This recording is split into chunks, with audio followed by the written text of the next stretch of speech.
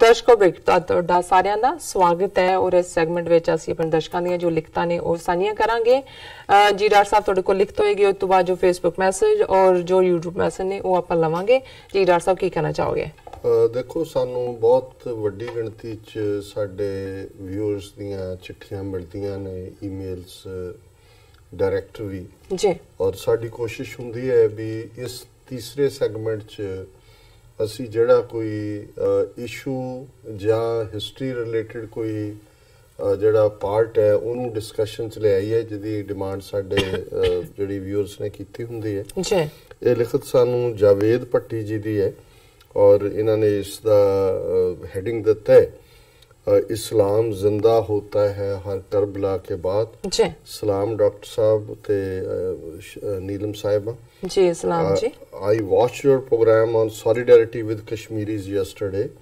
Your account on their struggle and a parallel with the prevailing Sikh plight is understandable. Historically, though, freedom of a people only came through prolonged and protracted struggles. रंग लाती है हीना पत्थर पे पिस जाने के बाद सुरखरू होता है इंसान ठोकरें खाने के बाद ज़ाहिर है ना मेहंदी जिन्नी तुसी रगड़ोगे उन्नी उसदी रंगत है रंगत चढ़दी है जी और इसी तरह ठोकरां चो इंसान जिहड़ा बनदा है ज़ाहिर है स्ट्रगल चो ही तुहाडी आज़ादी निकलदी है जी I greatly enjoy your conversation on the history and background of any topic you choose. Incidentally, I have to fully grasp the period of 1700 to 1800, which has been critical in defining the rise of the Sikhs and their impending rule. First in Lahore, Pangiz 1770 to 1798, and then in the Greater Punjab, Ranjit Singh 1798 to 1839. Followed by a dramatic collapse and the British annexation. उन्होंने कहा कि भी वो पंजाब दे इतिहास बारे काफ़ी दिलचस्पी रखते हैं पर जिहड़ा 1700 तो 1800 तक दा पीरीयड जिहदे च कि लाहौर दे उत्ते भंगी सरदारां दा कब्जा रहा लगभग 30 साल फिर रणजीत सिंह दा 40 साल दा राज और अखीरले 10 साल जिहदे च सिख राज दा पतन जां जवाल होया और अंग्रेज आए इस नूं समझण दी कोशिश कर रहे हैं फिर उन्होंने कहा भी I also know that during this period repeated Afghan raids were carried out by Nader Shah and Ahmad Shah Abdali and in their aftermath some bloody fights between regional outfits also occurred that severely impacted the life of central Punjab. Soulfully, Waris Shah has cited that in his poetry. कि इस period दे विच नादर शाह अहमद शाह अब्दाली दे हमले भी हुए और आपसी जड़ियां ने Khetri outfits उन्होंने दी आपसी टक्करां भी हुई हैं और वारिस शाह होरां ने भी अपनी पोइट्री च इसका जिक्र किया है this era needs to be revisited in the context of Sikh struggle regrouping and the rise and fall perhaps you may find time to discuss and enlighten us कि as the Sikh struggle the context भी उस दौर नूं समझण दी लोड़ है कि rise किवें होया ताकत किवें आई और जिहड़ी गिरावट दे कारण सी उन्हां नूं समझण दी लोड़ है Several weeks ago, you shared with us beautiful Punjabi poem by Irshad Sandhu entitled on Kartarpur Langa. That poem greatly inspired me. ਅਸੀਂ ਇਸ ਨੂੰ discuss ਕੀਤਾ ਸੀ और फिर उन्होंने कहा consequently I wrote a few verses of my own that I wish to post you only if you allowed. It is a Punjabi poem written in Urdu script, Shahmukhi. I look forward to listening to your next program. Thanks and keep up the good work.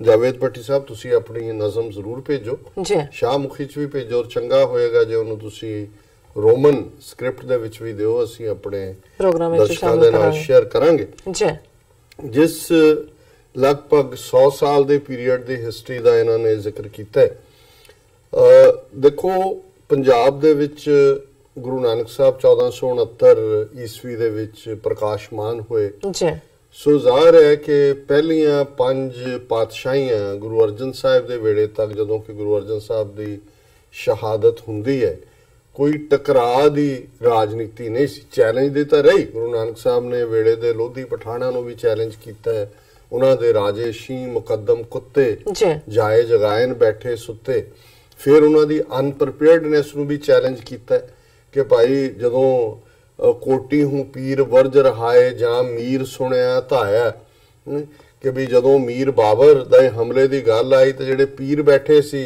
ਲੋਧੀਆਂ ਦੇ, ਉਹਨਾਂ ਨੇ ਕਿਹਾ ਜੀ ਤੁਹਾਨੂੰ ਲੋੜ ਹੀ ਨਹੀਂ ਮੁਕਾਬਲਾ ਕਰਨ ਦੀ, ਅਸੀਂ ਜਿਹੜਾ ਉਹ ਆਪਣੇ ਚਲੀਏ ਕੱਟ ਕੇ ਔਰ ਉਹਦੇ ਜ਼ੋਰ ਦੇ ਨਾਲ ਹੀ ਉਹਨਾਂ ਨੂੰ ਅੰਨੇ ਕਰ ਦਿਆਂਗੇ। ਪਰ ਗੁਰੂ ਸਾਹਿਬ ਨੇ ਫਰਮਾਇਆ ਵੀ ਕੋਈ ਮੁਗਲ ਨਾ ਹੋਆ ਅੰਨਾ, ਕੋਈ ਅੰਨਾ ਨਹੀਂ ਹੋਇਆ। ਉਹਨਾਂ ਨੇ ਆ ਕੇ ਜਿਹੜਾ ਮੁੱਛ ਕੋਇਲ ਰਵਾਇਆ, ਟੁਕੜੇ ਟੁਕੜੇ ਕਰਕੇ ਉਹਨਾਂ ਦੇ ਸੁੱਟਤੇ। ਸੋ ਜ਼ਾਹਰ ਹੈ ਕਿ ਵੀ ਜਿਹੜੀ ਪੋਲੀਟੀਕਲ ਅਵੇਅਰਨੈਸ ਸਿੱਖ ਮੂਵਮੈਂਟ ਦੀ ਜਾਂ ਸਿੱਖ ਥਾਟ ਦੀ ਜਾਂ ਸਿੱਖ ਰਿਆਇਆ ਦੀ ਸੀ, ਉਹ ਗੁਰੂ ਨਾਨਕ ਸਾਹਿਬ ਦੇ ਵੇਲੇ ਤੋਂ ਹੀ ਸੀ। ਔਰ ਗੁਰੂ ਅੰਗਦ ਸਾਹਿਬ ਦੇ ਵੇਲੇ ਹਮਾਯੂ ਦਾ ਗੁਰੂ ਅੰਗਦ ਸਾਹਿਬ ਨਾਲ ਮੇਲ, ਗੁਰੂ ਅਮਰਦਾਸ ਜੀ ਦੇ ਵੇਲੇ ਅਕਬਰ ਦਾ ਆਣਾ।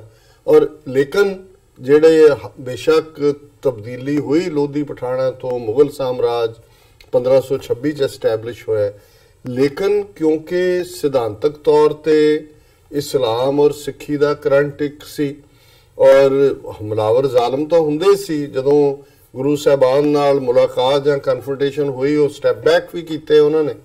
ਲੇਕਿਨ ਗੁਰੂ ਅਰਜਨ ਸਾਹਿਬ ਦੀ ਸ਼ਹਾਦਤ ਇੱਕ ਐਸਾ ਮੁਕਾਮ ਸੀ ਜਿਹਦੇ ਚ ਕਿ ਇੱਕ ਲੌਬੀ ਜਿਹੜੀ ਕਿ ਸ਼ੇਖ ਅਹਿਮਦ ਸਰਹੰਦੀ ਦੇ ਥੱਲੇ ਔਰ ਦੂਸਰੇ ਪਾਸੇ ਚੰਦੂ ਔਰ ਬ੍ਰਾਹਮਣ ਲੌਬੀ, ਉਹ ਕਾਮਯਾਬ ਰਹੀ ਉਸ ਟਕਰਾਅ ਦੇ ਲਈ ਔਰ ਉਹ ਇੱਕ ਵੱਖਰਾ ਪਾਠ। ਲੇਕਿਨ ਸ਼ਾਹਜਹਾਂ ਦੇ ਵੇਲੇ ਤੱਕ ਪਹੁੰਚਦੇ ਹਾਂ ਅਸੀਂ ਦੇਖਦੇ ਹਾਂ ਕਿ ਜਹਾਂਗੀਰ ਦਾ ਪੀਰੀਅਡ ਦੇ ਵਿੱਚ ਉਹੀ ਇੱਕ ਟਕਰਾਅ ਦਾ ਪਾਠ ਬਣਦਾ ਹੈ।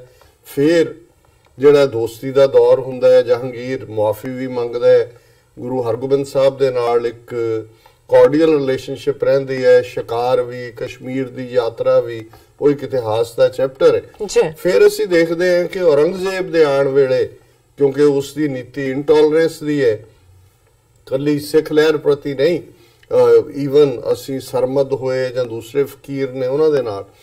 ਔਰ ਖਾਲਸਾ ਸਾਜਨਾ ਦੇ ਵੇਲੇ ਅਸੀਂ ਇਹ ਦੇਖਦੇ ਹਾਂ ਕਿ ਵੀ ਬੇਸ਼ੱਕ ਬਹੁਤ ਕੁਝ 10ਵੇਂ ਪਾਤਸ਼ਾਹ ਦੇ ਪੀਰੀਅਡ ਦਾ ਮੁਗਲਾਂ ਦੇ ਨਾਲ ਜੋੜਿਆ ਜਾਂਦਾ ਹੈ ਜ਼ਾਹਰ ਤੌਰ ਦੇ ਉੱਤੇ, ਕਿਉਂਕਿ ਦਿੱਲੀ 'ਚ ਮੁਗਲਾਂ ਦੀ ਹਕੂਮਤ ਸੀ, ਪਰ ਉਸ ਦੇ ਵਿੱਚ ਇੱਕ ਪ੍ਰੋਮੀਨੈਂਟ ਰੋਲ 22 ਤਾਰ ਦੇ ਪਹਾੜੀ ਹਿੰਦੂ ਰਾਜੇ ਨੇ ਜਿਨ੍ਹਾਂ ਦੇ ਨਾਲ 12 ਲੜਾਈਆਂ ਹੁੰਦੀਆਂ ਨੇ ਔਰ ਅਲਟੀਮੇਟਲੀ ਉਹ ਵੀ ਉਵੇਂ ਹੀ ਕਾਮਯਾਬ ਰਹਿੰਦੇ ਨੇ ਦਿੱਲੀ ਦਰਬਾਰ ਨੂੰ ਵਿਚਕਾਰ ਲਿਆ ਕੇ ਟਕਰਾਉਣ 'ਚ, ਜਿਵੇਂ ਕਿ ਜਹਾਂਗੀਰ ਦੇ ਪੀਰੀਅਡ 'ਚ ਔਰ ਦੂਸਰੇ ਮੌਕਿਆਂ ਦੇ ਉੱਤੇ ਜਿਹੜੀ ਹੈ ਹਿੰਦੂ ਲੌਬੀ ਔਰ ਦੂਸਰੀ ਲੌਬੀ ਉਹ ਇਕੱਠੇ ਹੋ ਜਾਂਦੇ ਸੀ।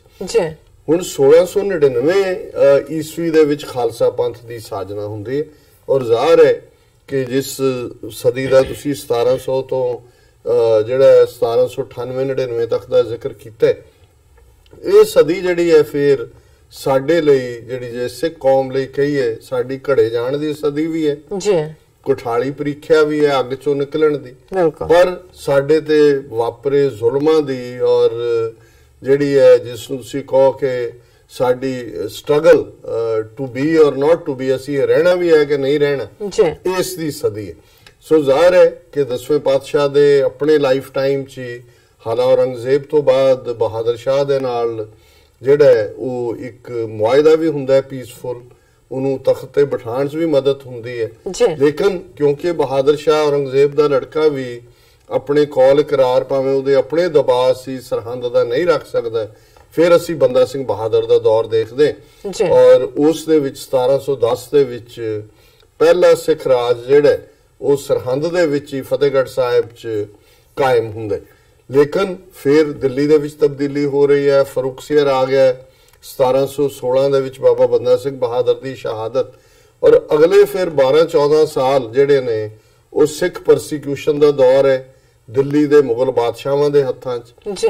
ਔਰ 1739 ਤੱਕ ਪਹੁੰਚਦੇ ਹਾਂ ਅਸੀਂ ਦੇਖਦੇ ਹਾਂ ਕਿ ਨਾਦਰ ਸ਼ਾਹ ਦਾ ਪਹਿਲਾ ਹਮਲਾ ਹੁੰਦਾ ਹੈ, ਦਿੱਲੀ ਨੂੰ ਉਹ ਹਿਲਾ ਦਿੰਦਾ ਔਰ ਇਹ ਉਹ ਪੀਰੀਅਡ ਹੈ ਕਿ ਸਿੱਖਾਂ ਨੂੰ ਪੰਜਾਬ ਦੇ ਵਿੱਚ ਜਿਹੜੇ ਬੰਦਾ ਸਿੰਘ ਬਹਾਦਰ ਤੋਂ ਬਾਅਦ ਲੀਡਰਲੈਸ ਹੋ ਗਏ ਸੀ ਔਰ ਉਹਨਾਂ ਦੀ ਤਾਕਤ ਬਹੁਤ ਜਿਹੜੀ ਹੈ ਉਹ ਬਿਲਕੁਲ ਔਨ ਦਾ ਪੈਰੀਫਰੀ ਸੀ, ਲੁਕ ਛਿਪ ਕੇ ਸੀ, ਉਹ ਸੈਂਟਰ ਸਟੇਜ ਤੇ ਆਉਂਦਾ ਔਰ ਉਹਦੇ ਨਾਲ ਅਸੀਂ ਦੇਖਦੇ ਹਾਂ ਕਿ ਸਿੱਖਾਂ ਦੇ ਸਾਹਮਣੇ, ਔਰ ਇਹਦੇ 'ਚ ਮੈਂ ਇਹ ਗੱਲ ਵੀ ਮੈਂ ਬਹੁਤ ਵਾਰ ਦੇਖਦਾ ਕਿ ਸਿੱਖ ਤਾਂ ਕਦੇ ਵੀ ਭਾਵੇਂ ਸੈਂਟਰਲ ਪੰਜਾਬ ਹੀ ਉਹਨਾਂ ਦਾ ਬਹੁਤਾ ਜਿਹੜੀ ਹੈ ਕਰਮ ਭੂਮੀ ਸੀ, ਲੇਕਿਨ ਉਹ ਕਦੇ ਵੀ 10-12-15% ਤੋਂ ਜ਼ਿਆਦਾ ਨਹੀਂ ਰਹੇ ਆਬਾਦੀ 'ਚ।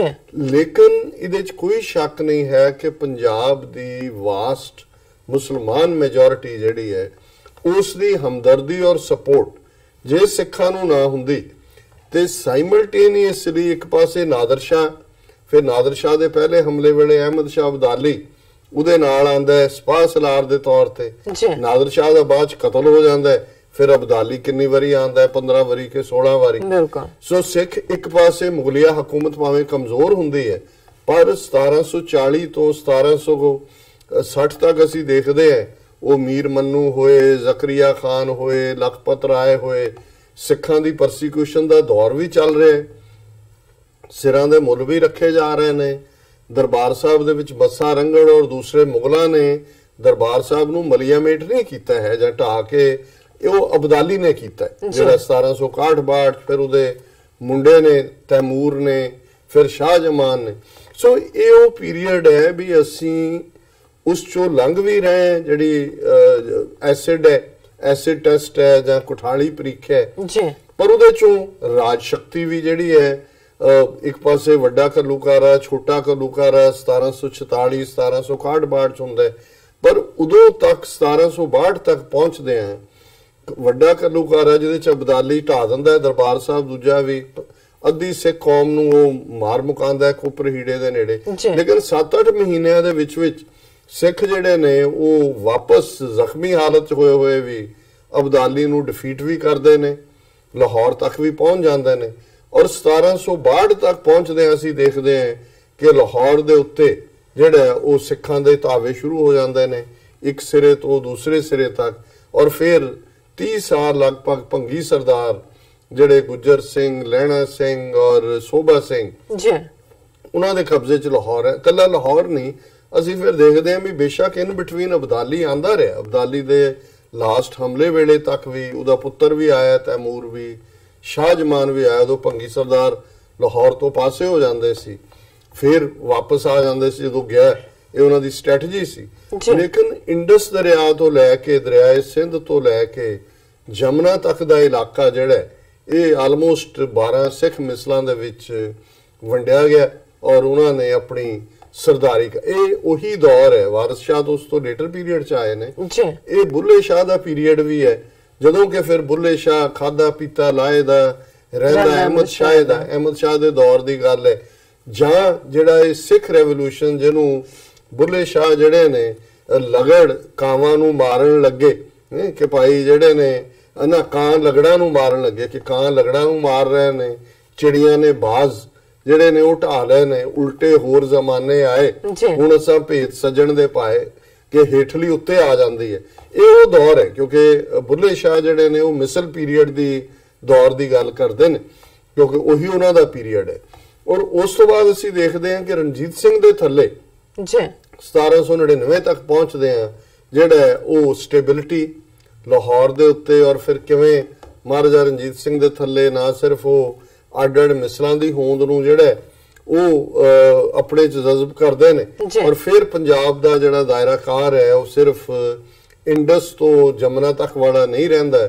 4 ਸੂਬੇ ਜਿਹੜੇ ਰਣਜੀਤ ਸਿੰਘ ਦੇ ਰਾਜ ਦੇ ਵੇਲੇ ਦੇ ਨੇ 40 ਸਾਲ ਚ, ਉਹਨਾਂ ਦੇ ਵਿੱਚ ਪਿਸ਼ਾਵਰ ਹੈ ਜਿਹੜਾ ਕਿ ਇੰਡਸ ਕ੍ਰਾਸ ਕਰਕੇ ਅਫਗਾਨਿਸਤਾਨ ਤੋਂ ਜਿਹੜਾ ਔਰ ਕਾਬਲ ਤੋਂ ਬਾਅਦ ਪਿਸ਼ਾਵਰ ਸਬ ਕੈਪੀਟਲ ਸੀ, ਦਿਲ ਸੀ ਅਫਗਾਨਾਂ ਦਾ, ਉਸ ਤੱਕ ਜਮਰੌਦ ਤੱਕ ਪਹੁੰਚਣਾ ਔਰ ਸੂਬਾ ਪਿਸ਼ਾਵਰ, ਫਿਰ ਸਾਊਥ ਪੰਜਾਬ ਜਿਹਨੂੰ ਅੱਜ ਮੁਲਤਾਨ ਜਾਂ ਸਰਾਇਕੀ ਦੇ ਤੌਰ ਦੇ ਉੱਤੇ ਜਿਹਨਾਂ ਦੀ ਜ਼ਬਾਨ ਕਹੀ ਜਾਂ ਮੁਲਤਾਨ ਬਹੁਤ ਪਾਵਰਫੁਲ ਪ੍ਰੋਵਿੰਸ ਸੀ ਰੈਵਨਿਊ ਦੇ ਜਨਰੇਟ ਕਰਨ ਦੇ ਲਿਹਾਜ਼ ਨਾਲ ਵੀ, ਔਰ ਇਧਰ ਕਸ਼ਮੀਰ, ਔਰ ਇਹ ਕਸ਼ਮੀਰ ਔਰ ਜਿਹੜਾ ਜਿਹਨੂੰ ਅੱਜ ਖੈਬਰ ਪਖਤੂਨਖਵਾ ਕਹਿੰਦੇ ਨੇ, ਅੰਗਰੇਜ਼ਾਂ ਦੇ ਜ਼ਮਾਨੇ 'ਚ ਨਾਰਥ ਵੈਸਟ ਫਰੰਟੀਅਰ ਪ੍ਰੋਵਿੰਸ ਕਹਿੰਦੇ ਸੀ, ਸਿੱਖ ਰਾਜ ਵੜੇ ਪਿਸ਼ਾਵਰ, ਇਹ ਦੋਨੋਂ ਹੀ ਜਿਹੜੀਆਂ ਐਂਟੀਟੀਜ਼ ਨੇ ਪਿਸ਼ਾਵਰ ਵੀ ਔਰ ਕਸ਼ਮੀਰ ਵੀ ਇਹ ਅਫਗਾਨਾਂ ਤੋਂ ਹੋਏ ਨੇ। ਜ਼ਾਹਰ ਹੈ ਲਾਹੌਰ ਦੇ ਉੱਤੇ ਵੀ ਅਫਗਾਨਾਂ ਨੇ ਸ਼ਾਹਜਮਾਨ ਨੂੰ ਬਿਠਾ ਦਿੱਤਾ ਸੀ, ਅਬਦਾਲੀ ਦੇ ਪੋਤੇ ਨੂੰ।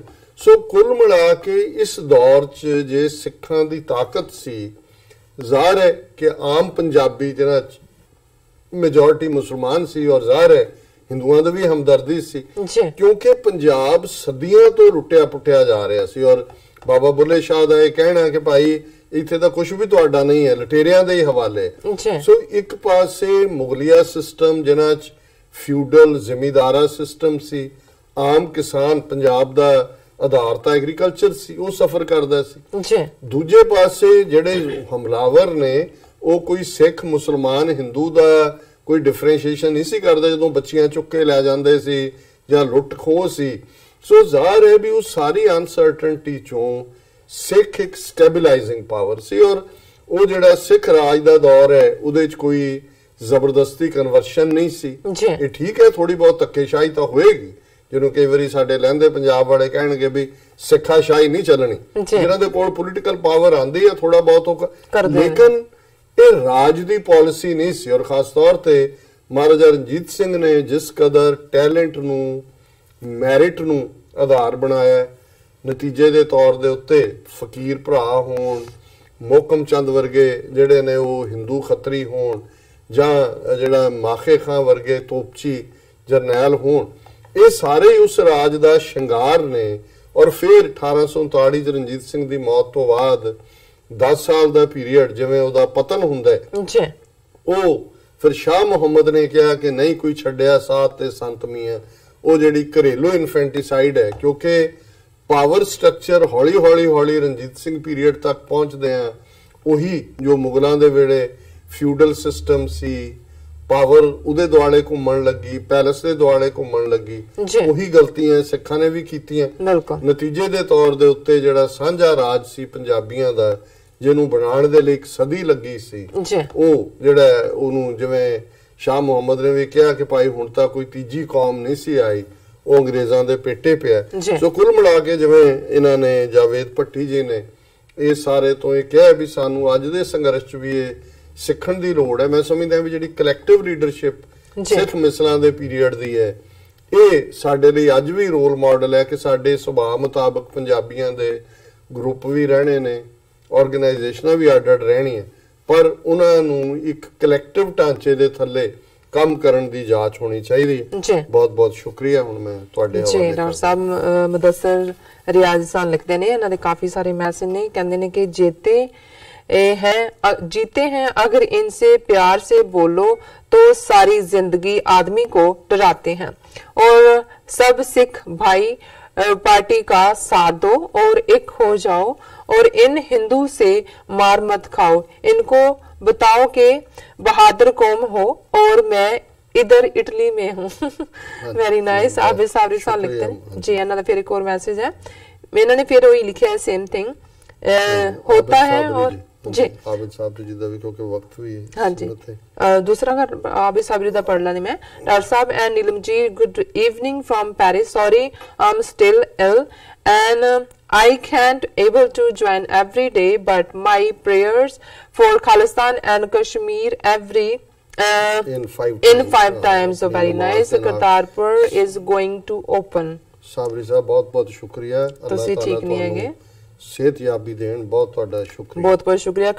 ਚਮਕੌਰ ਸਿੰਘ ਜੀ ਸਾਨੂੰ ਲਿਖਦੇ ਨੇ, ਵਾਹਿਗੁਰੂ ਜੀ ਕਾ ਖਾਲਸਾ ਵਾਹਿਗੁਰੂ ਜੀ ਕੀ ਫਤਿਹ। ਘੈਂਟ ਬਾਬਾ ਸਾਡਾ ਭਾਰਤੀ ਨਿਜ਼ਾਮ ਦੀਆਂ ਚੂਲਾਂ ਹਿਲਾ ਰੱਖੀਆਂ ਨੇ, ਤੁਹਾਡੇ ਬਾਰੇ ਗੱਲ ਕਰਦੇ ਨੇ। ਔਰ ਉਹਨਾਂ ਨੇ ਖਾਲਸਾ ਜ਼ਿੰਦਾਬਾਦ, ਕਸ਼ਮੀਰ ਜ਼ਿੰਦਾਬਾਦ, ਪਾਕਿਸਤਾਨ ਜ਼ਿੰਦਾਬਾਦ ਵੀ ਉਹਨਾਂ ਨੇ ਲਿਖਿਆ ਕਰ ਰਹੇ ਹਾਂ, ਕਿਉਂਕਿ ਫੇਸਬੁੱਕ ਵਾਲੇ ਵੀਰ ਭੈਣਾਂ ਇਹ ਨਾ ਸਮਝਣ ਕਿ ਅਸੀਂ ਉਹਨਾਂ ਨੂੰ ਇਗਨੋਰ ਕਰ ਰਹੇ ਹਾਂ ਜੀ। Amrik Singh Sinder, very sad news. Harjap Singh Jafi ਉਹਨਾਂ ਨੇ ਫਤਿਹ ਬੁਲਾਈ ਹੈ, ਉਹਨਾਂ ਨੂੰ ਵੀ ਬਹੁਤ ਬਹੁਤ ਵਾਹਿਗੁਰੂ ਜੀ ਕਾ ਖਾਲਸਾ ਵਾਹਿਗੁਰੂ ਜੀ ਕੀ ਫਤਿਹ। ਮਨੀਸ਼ ਪਰਾਸ਼ਰ ਵੀ ਆ ਗਏ ਨੇ, ਉਹ ਵੀ ਜਿਹੜਾ ਪੋਜ਼ਿਟਿਵ ਕਮੈਂਟ ਕਰ ਰਹੇ ਨੇ। ਔਰ ਇਸੇ ਤਰ੍ਹਾਂ ਜਿਹੜੇ ਸ਼ਹੀਦ ਜੋਸ਼ਨ, ਵਾਹਿਗੁਰੂ ਜੀ। ਗੈਰੀ ਸੰਧੂ, ਵਾਹਿਗੁਰੂ ਜੀ ਕਾ ਖਾਲਸਾ ਵਾਹਿਗੁਰੂ ਜੀ ਕੀ ਫਤਿਹ। Jaspal Singh Khalsa, very good ji. Imran Haider, doctor Sahib make a program on Punjab history, who are Punjabis, their origin and formation of Punjabi language. ਅਸੀਂ ਆਉਣ ਵਾਲੇ ਪੀਰੀਅਡ 'ਚ ਇਸ ਦੇ ਉੱਤੇ ਜ਼ਰੂਰ ਕੰਮ ਕਰਾਂਗੇ ਜੀ। ਆਨੰਦ ਭੀਮ, ਗੁੱਡ ਮਾਰਨਿੰਗ, ਬਹੁਤ ਬਹੁਤ ਸ਼ੁਕਰੀਆ ਭੀਮ ਜੀ। ਜੀ ਬਾਦ ਸਿੰਘ ਵੀ ਸਾਨੂੰ ਲਿਖਦੇ ਨੇ, ਕਹਿੰਦੇ ਨੇ ਕਿ ਵਾਹਿਗੁਰੂ ਜੀ ਕਾ ਖਾਲਸਾ ਵਾਹਿਗੁਰੂ ਜੀ ਕੀ ਫਤਿਹ। ਉਹਨਾਂ ਦਾ ਮੈਸੇਜ ਹੈ, there is no democracy in India, Indian system is a dictatorship of majority. और फिर दोबारा ਉਹਨਾਂ ਦਾ ਮੈਸੇਜ ਹੈ ਕਿ ਹਿੰਦੂ ਸ਼ੈਤਾਨੀ ਅਤਵਾਦ ਤੋਂ ਆਜ਼ਾਦੀ ਹੀ ਹੱਲ ਹੈ। और मुदस्सर रियाज साहब लिखते हैं कि खालिस्तान जिंदाबाद, उन्होंने लिखा कि गून पाकिस्तान जिंदाबाद, खालिस्तान जिंदाबाद भी उन्होंने किया। राजा मुक्तसर और मोहम्मद बलोच अस्सलाम वालेकुम जी। मुदस्सर रियाज साहब लिखते हैं, डॉक्टर साहब बहुत अच्छा प्रोग्राम है आपका और आपकी पूरी टीम को मेरा सलाम है। आपका इंशाअल्लाह खालिस्तान बहुत जल्द बन जाएगा। डॉक्टर साहब जी, इस में कोई शक नहीं है कि जो हिंदू है इनको थोड़ा जोर से बोलो तो डर जाते हैं। No doubt. ਹੁਣ ਅਸੀਂ ਬ੍ਰੇਕ ਤੇ ਜਾਂਦੇ ਹਾਂ ਕਿਉਂਕਿ ਅੱਜ ਦਾ ਵਿਚਾਰ ਵੀ ਆਪਾਂ ਆਪਣੇ ਦਰਸ਼ਕਾਂ ਨਾਲ ਡਿਸਕਸ ਕਰਨਾ ਹੈ। ਵਿਊਅਰਸ, ਤੁਸੀਂ ਕਿਤੇ ਨਹੀਂ ਜਾਣਾ, ਮਿਲਦੇ ਹਾਂ ਛੋਟੇ ਜਿਹੇ ਬ੍ਰੇਕ ਤੋਂ ਬਾਅਦ।